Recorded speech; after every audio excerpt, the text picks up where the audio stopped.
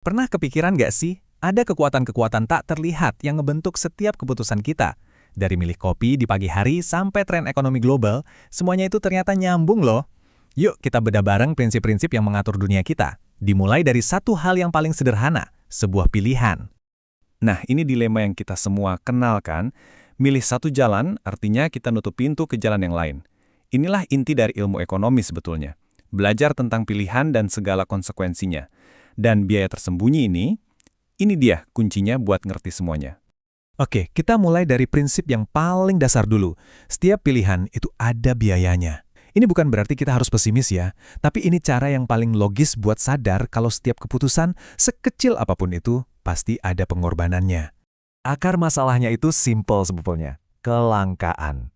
Kita ini kan pengennya banyak, tapi sumber daya kita, entah itu waktu, entah itu uang, terbatas. Karena kita nggak bisa dapetin semuanya, ya mau nggak mau kita harus milih.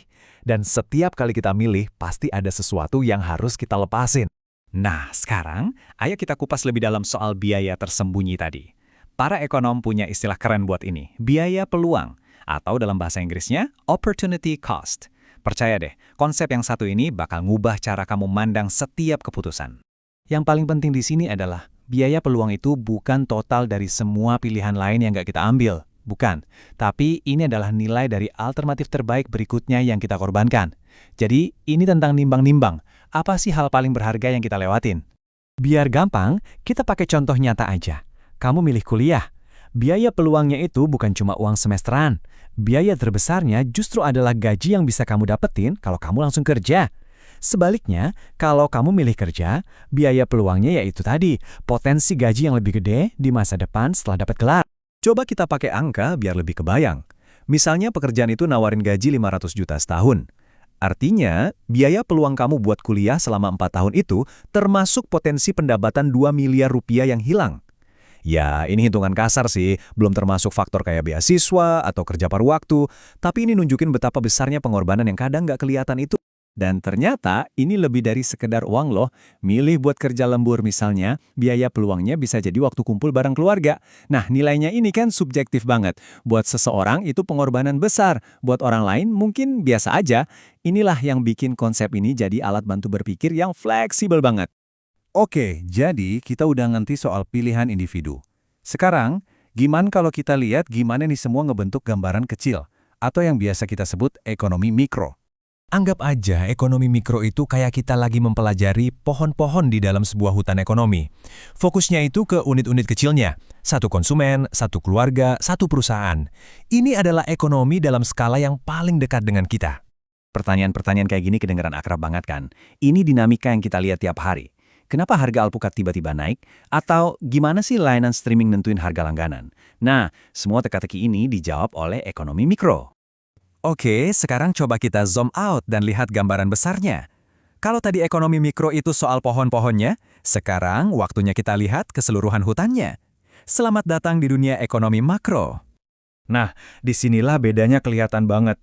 Mikro itu ngelihat detailnya, keputusan satu perusahaan.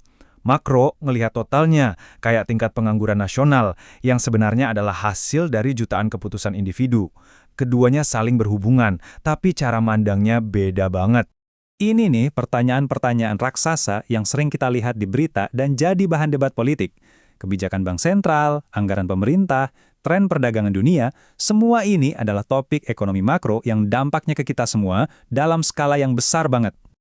Oke, kita udah bahas soal biaya peluang, pohon-pohon mikro, dan hutan makro. Sekarang pertanyaan terbesarnya, terus apa untungnya buat kita? Kenapa ini semua penting? Belajar ekonomi itu intinya kayak ngasih kita semacam toolkit mental baru. Kita jadi terlatih buat mikir logis, ngevaluasi untung rugi, dan ngelihat dunia itu bukan cuma apa yang kelihatan di permukaan, tapi juga sistem dan insentif di baliknya. Ini skill yang berguna banget, apapun karir kamu nantinya. Dan ternyata skill ini laku keras di dunia kerja. Profesi kayak analis data, aktuaris, sama konsultan itu sangat bergantung pada cara berpikir ekonomi. Mereka nggak cuma nawarin gaji yang tinggi, tapi proyeksi pertumbuhannya juga luar biasa. Jadi ngerti ekonomi itu secara harfiah bisa ngebuka pintu ke karir yang menguntungkan banget. Ujung-ujungnya, ini bukan cuma soal angka dan grafik kan? Kayak kata Vicky Gao ini, ngerti ekonomi itu memberdayakan kita. Kita jadi punya alat bukan cuma buat bertahan di dunia ini, tapi juga buat ikut ngebentuk dunia jadi tempat yang lebih baik.